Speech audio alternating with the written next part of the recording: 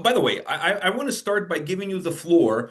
So, I mean, we know each other, but there's a lot of people watching this video that probably don't know who you are. And I think it's always cool to bring some of the folks from the behind the scenes so people can, not only, connect with the bands when I interview bands, but also connect a little bit with the music business, especially when it comes to heavy music and find out who the players are. And you're the man of the hour right now for obvious reasons. So I'm glad you found some time on your busy schedule to talk to me about what's going on. But I'm going to give you the microphone and the floor for you to introduce yourself and let Oh, everyone know a little bit about you and what you do. well, I don't know about the man of the hour, and thank you very much for having me. So, but I'll take it. I'll take it. Um, but no, my name is Mike Gitter. I am the global head of A&R for Frontiers Music. I helm a label in the Frontiers family called Black to Black. And for those of you who have not had any kind of familiarity with my exploits over the past, you know, several decades, um, I have been. I'm originally from Boston, Massachusetts. I would consider myself a product of the early '80s DIY scene. Um, right place, right time, right college radio, right commercial radio, right record stores, great bands from my town, and that all shaped who I am. Um, I self-published a fanzine from 1983 to 1986 called Triple X Fanzine. Um, I have been a journalist, writing for a number of publications, including Kerrang, Rip, um, actually all Spin, Rolling Stone. Th- um, I've been a promoter in the Boston area in the '80s. I have God, what else? Eked out a career as a working journalist. As I moved from Boston to New York in late '80s to the early '90s, and had been working for record labels from 1993, more or less to the present day. Um, and it's funny. It's been a really I'm very lucky, tenacious. Don't know any better. Um, and the longer I go, the more it feels like the whole thing feels like a through line. And I've learned a lot along the way, and I think one of the biggest lessons I've learned is, you know, always love this. We get to. I've been very lucky that I've had a career based around music is sort of satiated my heart and soul, and I'm I consider myself both very lucky and you know for, lucky, fortunate, like I said, right place, right time. Um, but I'm probably, I've recently been handed an amazing opportunity, um, which I probably, which a lot of my work is probably coalesced into. So here we are. It is January 2026, and I am helming a label.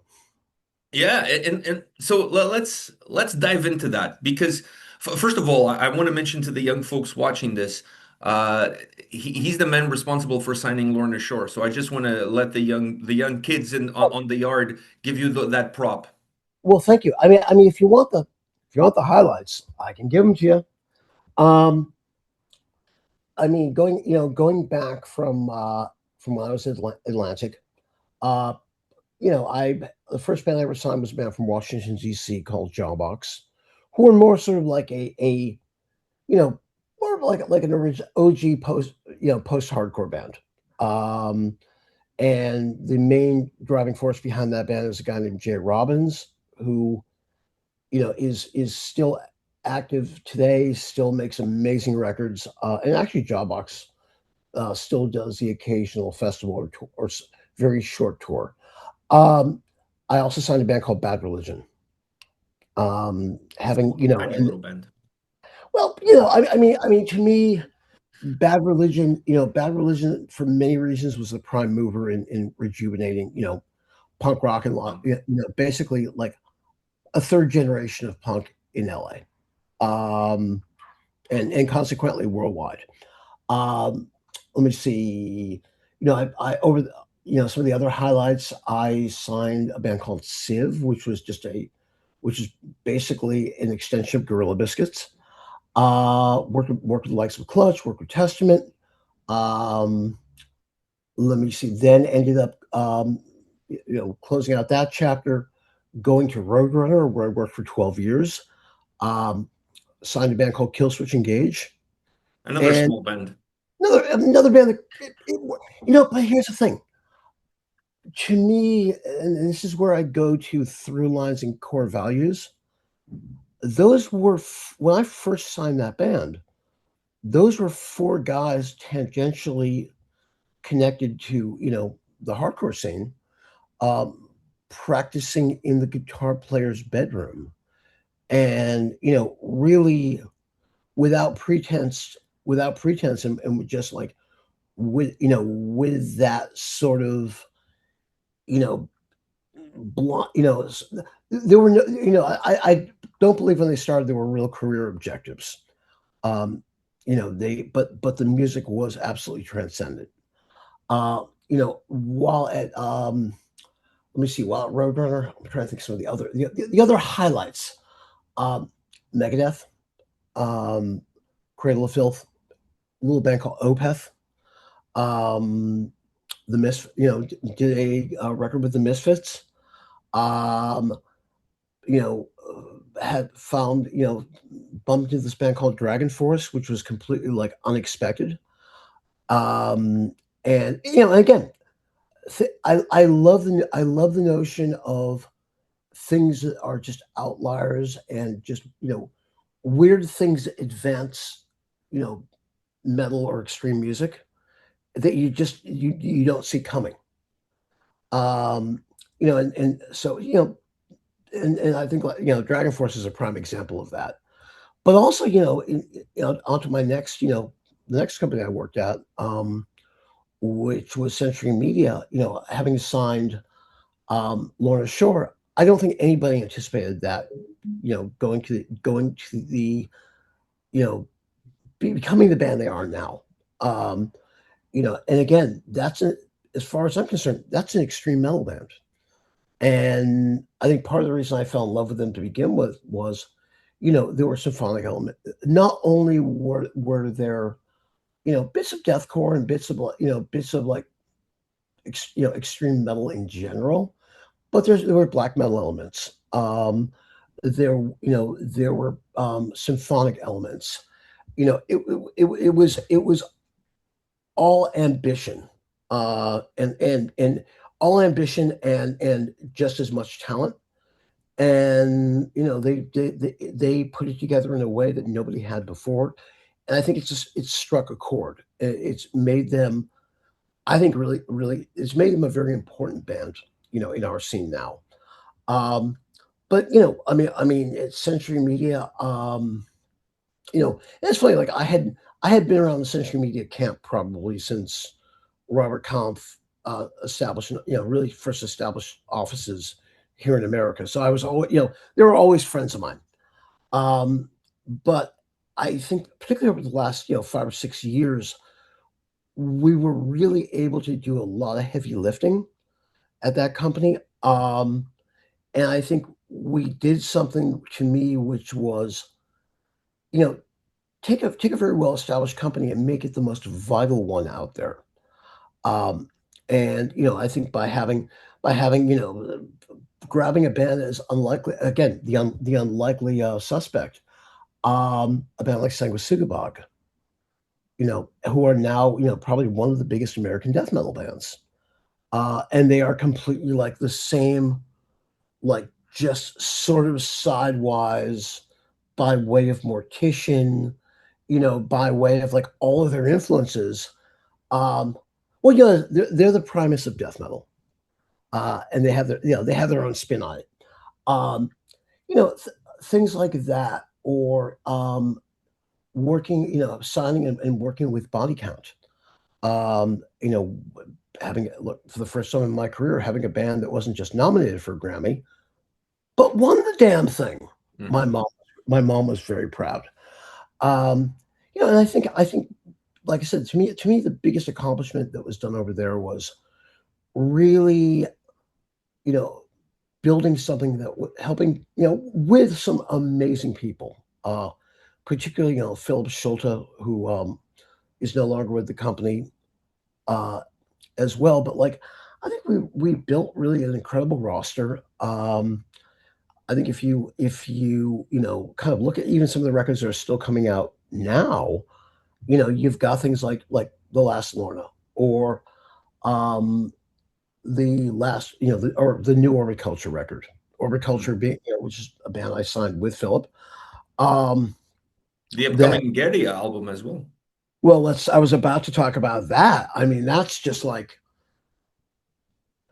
wow, what a band. Like, what people, what a band. And they are following, talk about people who are following their instincts.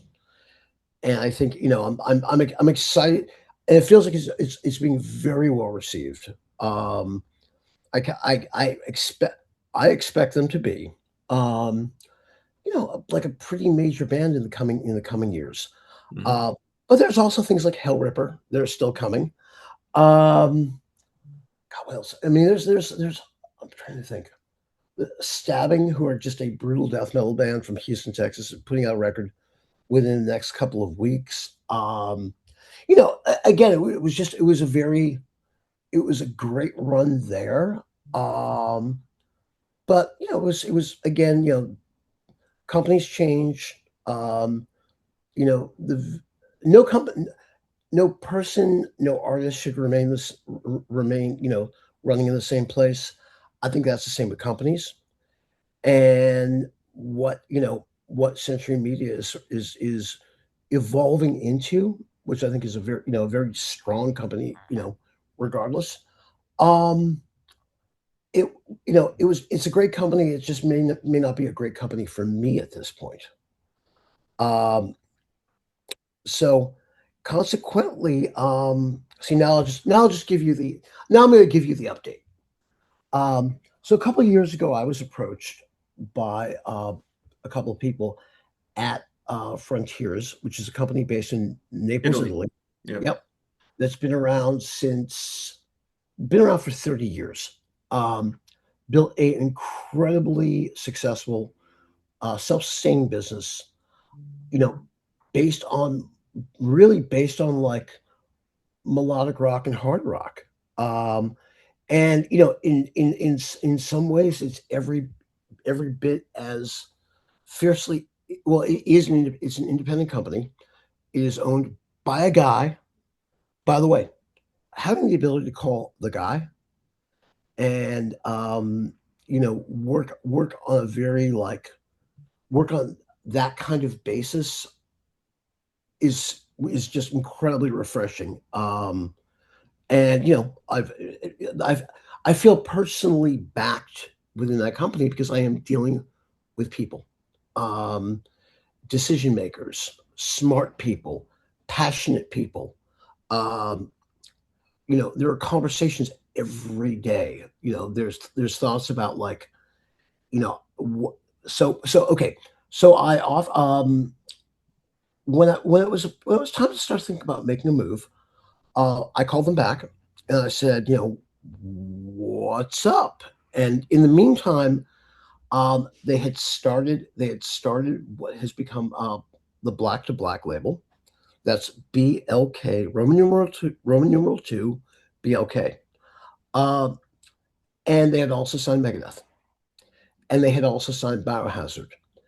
And I give a guy named Tom Lipsky, who has been a veteran in this business for many, many years, the undying gratitude and credit for really building what is Black to Black's foundation. And they said to me, "Well, look, we have the beginnings of a label. We have two very prominent artists, obviously. Hmm. Um, the one thing I also had noticed was the Biohazard record, aside from being like a great record, the rollout for it was fantastic. It was very visible. Um, it really it really relaunched that band. And looking at this Megadeth campaign, it is a top notch. First off, the record's great. Um, but also the marketing of it has just been top notch. Like it's really you can't escape what has been what probably is going to be Megadeth's last record. Um, that's what they have said. Um, you can't escape it. I mean, like I said, great record to begin with. I think it all starts there. Um, but the visibility, the awareness, and also just the reception on it has been top notch. So that said to me, okay, this company is very serious about what they want to do. Uh, there are aspects of this that are a major flex, um, and this truly makes me believe we can do something very special. And for me, in a lot of ways, like from a creative point of view, a lot of it is a extension of really that that kind of vitality building. Really, you know, being given the tools, and I think I'm in this regard, without I think I'm kind of good at what I do. And just based on you know being around and like being still an absolute passionate, maniacally passionate fan of basically heavy music, um, and all the subgenres that exist within it. Um, it really gave me the ability to continue work I've done before and really grow upon it and cultivate. I think something that is going to be the definitive that can be a go-to label, um, you know, going into the future. Um, I always use the Epitaph Records model, and to me that is that's a DIY alt slash punk slash like you know home really like that's probably one of the best curated labels I've ever seen, because it goes from the most roots punk, you know, stuff on Hellcat, all the way to a very modern hardcore band like Drain, to Falling in Reverse, to Tom Waits, and all the stops in between. And obviously, I've had a bird's eye view being involved with Bad Religion, many years ago. Um, but to me, it's sort of like, well, that's the thinking I have about what can be done in heavy music that really hasn't been fully accomplished just yet. Um, and the idea also was, we started. I mean, it was in the late fall we started talking and started sort of talking, planning, and scheming. And they initially wanted the owner, who is this amazing, passionate dude named Serafino, wanted to put out like a announcement of me going over to Frontiers and helming Black to Black. Um, and I said, well, hold on. We have an opportunity. We have an opportunity to launch that. If we do this the right way, it's going to make a lot more of an impression than just here's an announcement that a long in the tooth, um, career, like heavy music, metal, whatever A&R guy has shifted companies. We can actually make this now we can make this an announcement and really the launch of of Black to Black. So the idea initially was like, okay, let's start getting a bit of a roster together. Let me sign two or three bands, and we'll all sort of announce everything at once. Now that came together over the course of a couple of months. I had, I was, you know, I signed Forbidden. Probably probably one of the most underrated uh, and creative, and I think unfulfilled legacies of the Bay Area scene. And they were also the youngest. But I knew that the lineup that Craig Cicero had put together with Chris Contras on drums and Matt the bass player from the band. The lineup they had put together was probably the strongest lineup the band's ever had. I've also known Chris Contras since 1985 when he was an Attitude Adjustment. Um, so that was one of the first signings, as was Nunslaughter. And they had and Nunslaughter to me is like they are it's Misfits Earth AD meets Venom meets like Black. Hmm. They're just an amazing, like, grimy, energized, irreligious, and super fun band. Uh, that if you know, you know, and if you don't know, but you know the things that they inspired, you're going to love them. And that includes, and like I said, that includes things like, Midnight, you know, um, or Bewitcher, like that whole sort of like blackened, or even a band like Watain. Um, that whole kind of like blackened sound, like they're kind of one of the forefathers of it. Um, but on the other hand, they handed me several months ago. They handed me a record that I thought was absolutely great. There was nothing I could do with it at the company I was at. Um, but in this instance, it was sort of like, you know what? Let's do this because it's again. I'm very look. I'm extremely music first, and the music was great, and the band is great, and they are willing to do the work. And when you know, there's no such thing as luck. It's all preparation meets opportunity, and they have gestated for quite a while. Um, so on top of that, I also can continue a working relationship with the band Unto Others, who Gabe Franco, amazing songwriter, like literally half a song away, and the vision he has for what they do, which is like this. He says Iron Maiden meets Typo Negative. I say, damn, it just sounds like a heavier version of the Mission. I'll take both. Um, he's like half a song away, uh, and I think he's got a record in mind that like is going to be something I think that old fans will be stoked to hear, and we'll probably get them some new fans in the process. Um, and then there are a couple other things that trickled in there. One is a really like great band from the UK. Um, well, there's actually two great bands from the UK.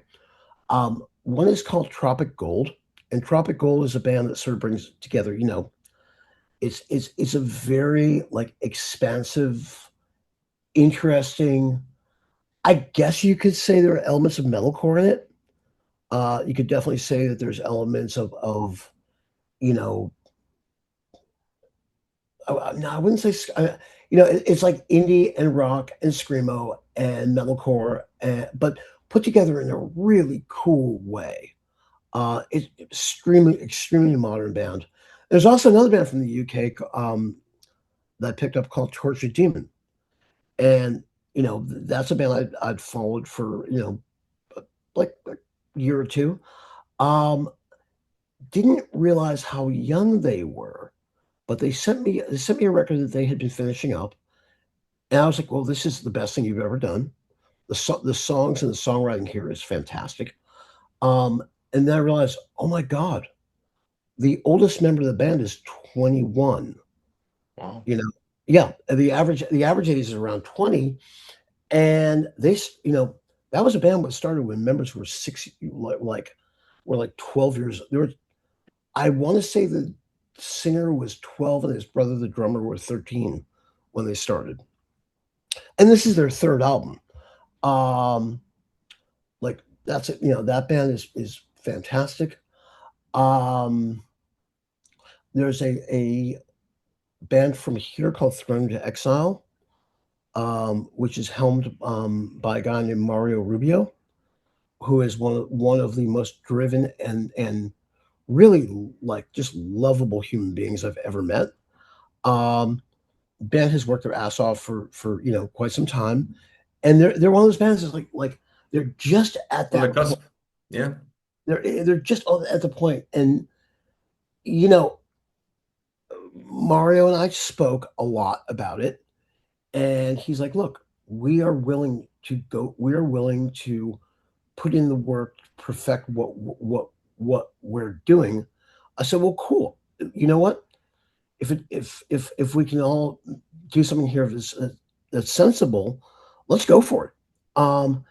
And then over the break, um, I get a song from the cro-mags. Now that's one of those that's one of those bands that like isn't just like a great band or a favorite band. They're almost like an absolute for me. Like they're one of those bands that you in some way listen to at least once a week. And I've known Harley Flanagan from the Cro-Mags for, probably since I first met him in 1986 when I interviewed him for my fanzine right when Age of Coral came out. A few months ago, he played me some stuff that he was writing for a new record, um, which I was very impressed by. In the meantime, there's been a documentary released called For Chaos, which really reframes the guy, you know, and if and really posits him as the connective tissue between like he is the connective tissue of the underground because his journey goes all the way from you know being a product and a child of Warhol and the Velvets, um, to New York punk, to New York hardcore, to crossover thrash, to metal. Um, and the guy is still like completely on fire and completely is going for it and making great music. And he sent me a track that he had played me. He sent me a revised version of a song that he had played me a few months before. Just yeah, it was actually I was sitting with him in their van, listening to music outside Alex's bar the last time they were in California, and I was just like, okay, fine, fine. This has now crossed the line. I'm there.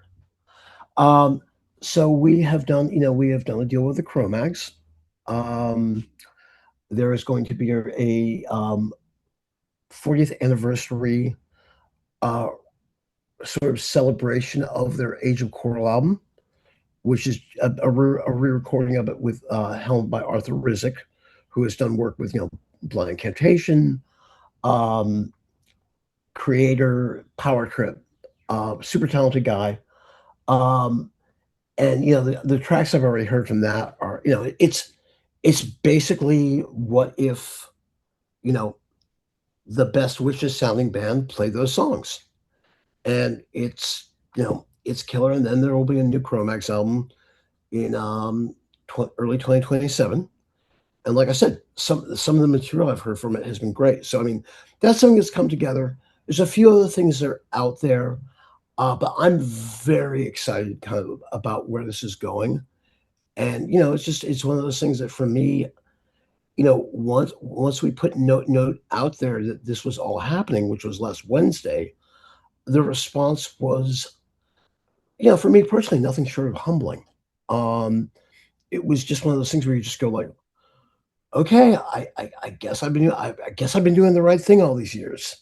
And it also didn't hurt that we announced all these signings and the existence of the label and the vision for the label really out the gate, and the response was overwhelming. And I think given the state of our business, given the state of the label landscape, we have a major shot of doing something very unique and very special.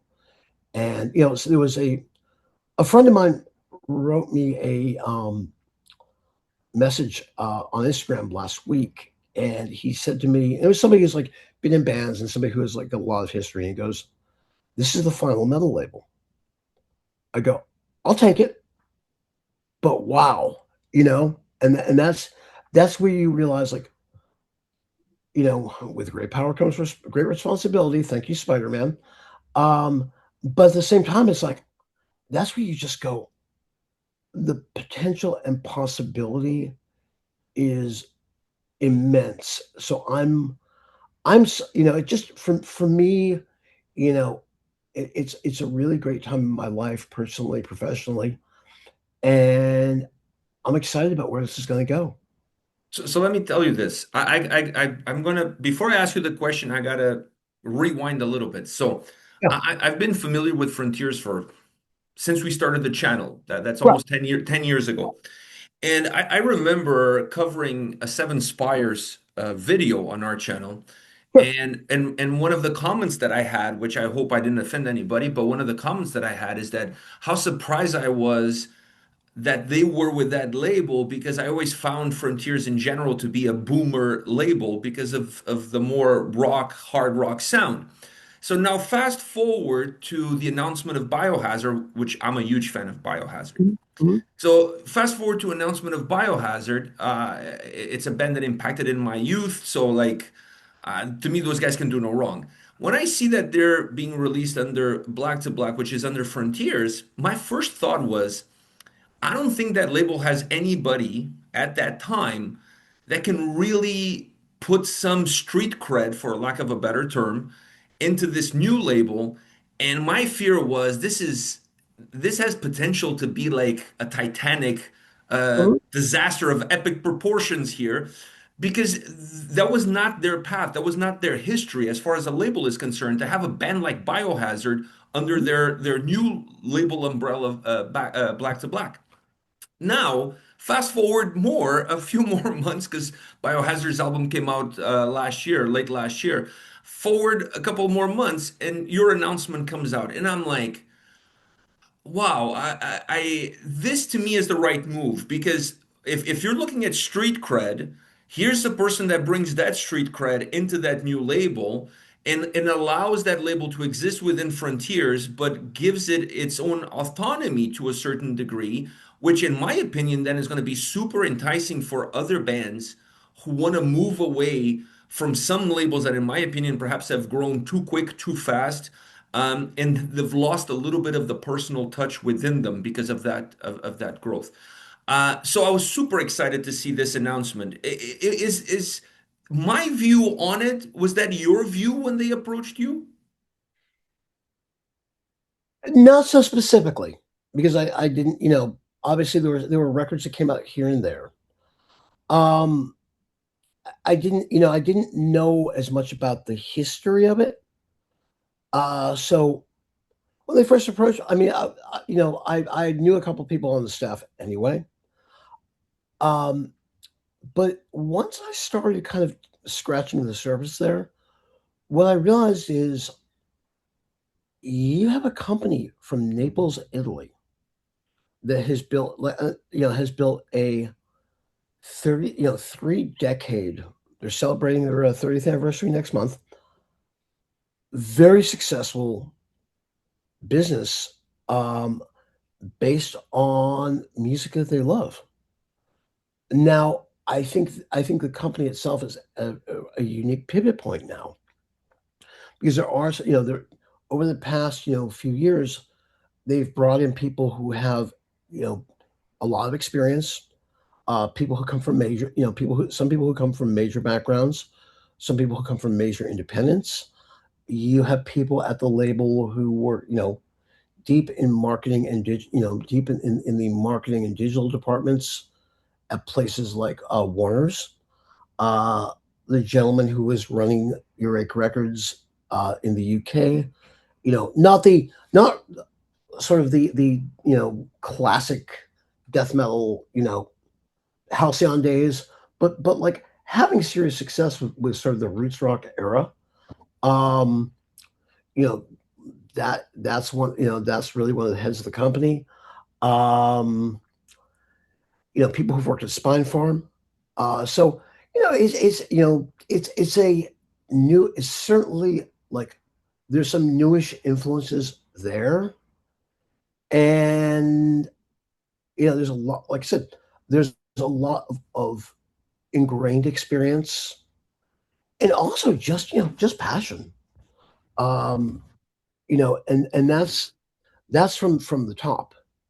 There's a connectedness. There's a like love of music in general. So I think anytime you have that as your baseline, um, you've already got an advantage. Um, you know, the label is called Frontiers because the owner's favorite band is Journey. You know, and it's so for them. I think they understand. I think they understand that they're growing as a company. Um, that with with new challenges and new times comes new opportunities, and they've want it's also like, look, it's a hard rock label to begin with, so to set up a metal label adjacent to it isn't that tough. I think that we've got we're it's going to take like a minute, but I think that I'd like to think they chose the right guy. um But I think they did. And I think that there's a lot of reasons, without sounding too completely egotistical, that I am that person. Um, and again, again, like I said, for me personally, it's this weird combination of like humility and humility and possibility. Um, but they want to win. Um, I'm at a point in my life and my career where I've learned how to win while never losing your core values, or never losing sight of one's integrity. Um, and like I said, I I think what we're going to do is super obtainable. Um, and I feel like even in this, the way the team helped, the team, myself, the way we sort of envisioned and executed the launch for the label based on like you said, a foundation for Biohazard, a foundation for Megadeth. Um, we got a lot of work done in a really short amount of time, and as long as we don't forget, why we're doing this and how to do it, and to make sure, it's music first, it's artists first. Um, we have to put out great records. Um, it's a yeah, it's a wonderful call to action. Yeah, and to reiterate your words, I definitely think when I saw the announcement, I was like, wow, they couldn't have picked a better guy. Like I said, to bring some street cred to this new label and to really create its own unique umbrella under a much larger umbrella. I just look. My take is I've had and to repeat myself, like I've had this blessed career of seeing a lot of things happen in real time, um, and seeing things go from all really all the music I've been very entrenched in, um, that being mostly punk, hardcore, metal, extreme metal. Um, I've seen in real time it go from being very DIY to being to being able to create very successful businesses. Um, being part of the Roadrunner thing, being around it both as a journalist and then being at that company for 12 years really showed me this just incredible instance of ambition, drive, acumen, uh, you know, really being able to put into, resources into great music. And, it's Roadrunner, Roadrunner, was Roadrunner was not a fluke. That was a very well constructed, well thought out plan. And it stretched from, it started out as like licensing independent and underground music, um, mostly here in the US, but labels like Twin Tone or SST or Megaforce. Um, to was it, yeah, it was Megaforce and some Metal Blade in there as well. Um, but going on and building its own roster, and then the owner, Sayce Wessels, always had a vision for where this could go. Um, he wanted platinum records, and the route, and the route to go there, was very gradual. It was everything, Sepultura to Fear Factory, well, so Carnivore, okay, King Diamond and Carnivore to Sepultura to Fear Factory, to you know, Typo and sloping all the way up to Slipknot. And then given the infrastructure that was built, love it or not, Nickelback. And that allowed me to go be able to not merely sign a band like Killswitch Engage, but have the resources for that band to eventually become a platinum level band. Um, so I've had a lot of good lessons along the way to apply now. Um, and also, look, I have had incredible, you know, mentors. I've had incredible artists. I've had incredible like people to learn from along the way.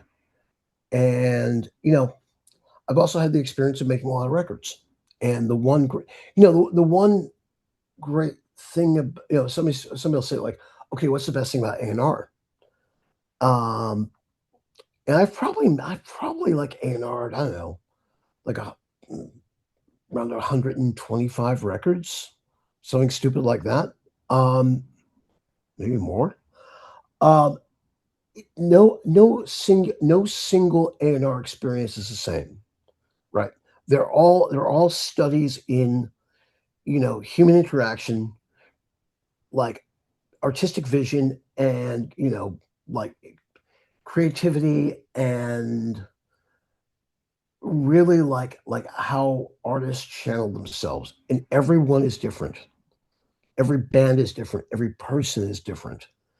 And you have to there are moments where you just have to stop and go learn from everyone, and it will build towards a better whole.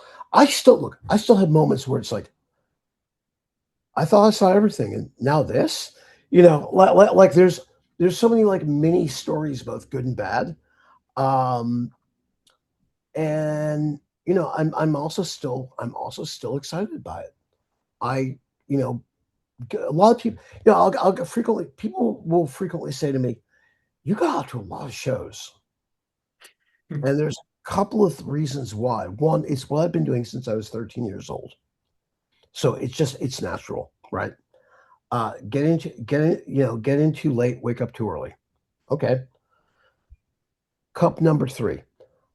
Um, in addition to that, like I love this. I'm not cynical about it. I'm not jaded about it. I mean, sure, you can say to me, okay, you saw all these great bands, and like in my heart, I do want to say, yeah, but every day there's a new great band, and every day there's something that will, someone is changing their lives and will change your life. Now, granted, I can certainly say I've seen some pretty fucking amazing stuff. Um, but yeah, I just I'm constantly like excited about when you find something new that's great. You know this yourself as a fan, like as a fan first and foremost. Um, when you hear that great record, when you Gary is a perfect example of that. When you bump into a band like that, and it's like, oh my god, this is almost everything I love at once. Mhm.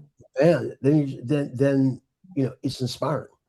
I, Um, I agree with you. I want to ask you this because I think you're the perfect person to ask this question because you mentioned something that somebody mentioned to you about being the last label, and I want to ask you this. I grew up in an era where we didn't have streaming, we didn't have any of this shit. So we would go to the record store to pick up music, sometimes not even knowing what the music was, just looking for new music. I was one of those guys that I always looked at the CD to see who the label was. So if I saw Metal Blade, Earache, Roadrunner, mhm. in that time period, we're talking about a rise beneath the remains, that time period there, um, I knew it was going to be good. Because if it had the stamp of those labels, there's no way that record was not going to be good. So is this what you're trying to emulate now with Black to Black? Of course. But I'll even like let's just nerd out for 1 second. I'll even go deeper. Because for me, you know, like growing up, in the shadow of punk and hardcore, every time you saw a record from a label like Clay, right? Discharge, English Dogs, GBH, um, or a label, or something like a label like Neat, Raven, Venom, um, I think Blitzkrieg. I have a compilation of all the singles over there, and it's all top shelf, stuff. Um, you know, and on the punk side, labels like Touch and Go, or Discord, or slightly later like Revelation. We're coming in, yeah, I mean, obviously, yeah, Megaforce Metal Blade, Roadrunner. You know, the great thing about these labels in general, and again, I'm starting like I've never been the guy at that like like I'm gonna send my record out to be pressed, and then I'm gonna do that for my friends, and we'll start. There's a lot of people I give so much credit to, by being that independent label, creator who documents, who finds something to document and creates like creates something in music, in the continue, in the in our dialogue of the music we love. I've never had that moment. Um, I was always working for, like I said, I sort of started at a major, and have worked at, basically major indies my entire career. Um, but I think Epitaph, what we just talked about. Mhm. That's a Um, perfect example, by the way. I remember listening to Bad Religion and then finding out, okay, who else is on that label? I'm picking up everybody. No Effects, Offspring, Pennywise at that time. I pick up everything. com- complete SST. Oh my God. that catalog, which the first decade of which is like Black Flag, Stains, Minutemen, Saint Vitus, Saccharine Trust, like all this stuff is synonymous with quality. And the one thing going into this label I just said was like, look, regardless of whatever we do, our first 15, 20, 25 records, they need to be the shit. They need to be great. And if we do this the right way and don't fuck up too much, we're gonna have something really special on our hands. But yeah, I like again, I'm a label nerd. I have I have books about labels, right? You know, documentaries, I'm a complete fiend for, and not just even in our genre or subgenre, but like, you know, labels like Creation Records, labels like 4AD, labels like Factory. Um, it's to me the machinations behind it, the people behind it, the vision behind it is as fascinating sometimes as the music itself. I mean, it's funny, like for me as a as a kind of kid growing up, to being like in my semi pro years, there were always these guys, right? And you didn't know what they did, but you saw them around, and they were kind of either you saw them from like VIP sections, you saw them like kind of going in and out of backstages, um, or they were like the local rep for the label, and you didn't really know exactly what they did, but I was pretty fascinated. Um, and then at some point the curtain got pulled, and I started figuring out. Yeah, and the rest is history, like they say. I have to ask you. I want to finish our conversation with this question because I think it's an important one. Because I Yeah. get asked this a lot by bands in terms of what do I Mhm. need to do for somebody to notice me? What do I need to do to get that record deal? Like, because hard work is important, but we all know hard work is not enough. There's more that goes into it. What do Yeah. you look for?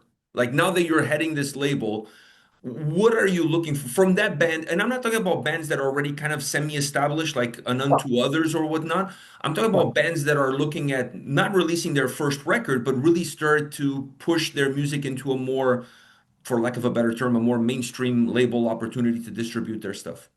Well, I mean, you know, 110% be who you are. Speak your truth. Um, One of the reasons I go see bands live so much is that's a space where you can't bullshit. You are as honest and you're as authentic as you possibly can be, and you're also the most vulnerable. Um, and you're also the most visceral, and you're also the like like you are at like your most open at that moment. So don't think of it first and foremost. It's art, great music. No one, for the most part, especially within what we do, right? I mean, pop music's different. Our music is not necessarily a product. Our music is sustenance. I think it goes a lot deeper. And I think what do I look for? I look for originality. I look for somebody who has something to say. I look for somebody who can be a great artist, that represents, but also somebody else who just like, an artist is somebody who, to me, who is like constantly going for the throat, constantly being on fire, being visceral. And that can be, I mean, honestly, I was listening to Dax Riggs last night. Like in his mellowest moments, he is as hard as he can be, as any, you know, a Dax Riggs record can be, you know, a suffocation record, in terms of like how it impacts upon you. Um, you know, Nick Cave, the birthday party, um, you know, all the way, like I said, Harley Flanagan, um, an example of someone who can't do anything else. This is what this person has to do to survive. Um, so I look for that. Obviously there's the business end of it. Um, are you going to go out and tour? Are you going to go out and do the work? Do you understand? Do you understand the nature of the relationship? We're partners in this. You know, I can't want it more. I can't want it more than you do. But but I sure as shit want it. Um, so if you can, if you can show me that, that counts for a lot. Um, don't and also like yes, it's a business, and by the way, like you also look at metrics and you also look at numbers and you also look at like, cool, is there somebody else who's buying into it? Um, but at the same time, it's like, don't I, I don't want the guy who wants to be signed. I want the guy who lives and dies by it because they can't do anything else. This is pure expression. This is and I think at the end of the day, that's why we're here. That's the music we love. Um, it's music. It's music that resonates in all of our souls. And I'm so I don't know if that completely answers the entire question, but like yeah, music, art, heart and soul first and foremost. Um, Understanding how to move that forward is extremely important. Um, you know, obviously want s- one of the great things I think that is a result of coming out of all this music is, the performance stakes have been raised, right? We have some, be it in punk or metal or hardcore, we got some big ass characters, right? And if you think about like all the records that we got snared in on, right? Venom, we didn't know what they were. It was just like, this is evil. Um, you know, all those New York hardcore guys, they're like superheroes, walking the streets of New York. Um, a band like Sepultura, who are these guys who came from the jungle? Well, they're actually like nerdy music guys as well. Um, but all these people carry like something a little extra with them. Mhm. I agree with you. I agree with you. That thing that is hard to put your finger on, kind of thing. Exactly, exactly, and that I think is the beauty of what we do. Because I think the music that we listen to, it's really a way of life more than just music. I mean, Lordy, I'm sitting here surrounded by stuff on the walls. You know, By the way, that Corrosion of Conformity Blind, that's my favorite record from them. it's my yeah, yeah. And the cool thing about this one is it was signed. It's also signed by Bill Sienkiewicz, the artist who designed, Oh, and who's also an artist who brought fine art into comics. Um, yeah, I mean, God, that record to me is such a pivot point for them as a band. It's definitely I mean, the record itself, it's like Ian Gillan singing for a hardcore band. Um, and it is probably my go-to COC record, not their definitive record, like, but every iteration of that band is like they're a different band almost with every yeah. every person. Um, And by the way, okay, perfect example. I saw that band in a gym in a YMCA gymnasium in 1983 or 84. Oh, you got me beat, dude. I saw them in the early 90s in Lisbon, opening Yeah. for Megadeth on the Euthanasia tour. Uh-huh. They were playing at a small venue, like really small venue. It blew my mind. Both of them. Just, Both bands are incredible. Um, yeah, COC. I caught them. I was able to see them with Eric Ike singing, and the headliner, the band that headlined the show was DOA. DOA is not a slouch band at all. COC came on, and these nice guys from North Carolina, and were terrifying. Like Eric Ike had that like scary like Southern Rollins thing.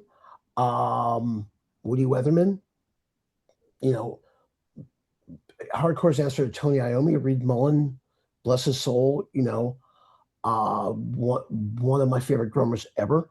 But yeah, but it was great. Actually, I got while I was at Century, I got to do a reissue of it because we had access to a lot of the Columbia, the Columbia Records catalog because we're also in the line Sony company.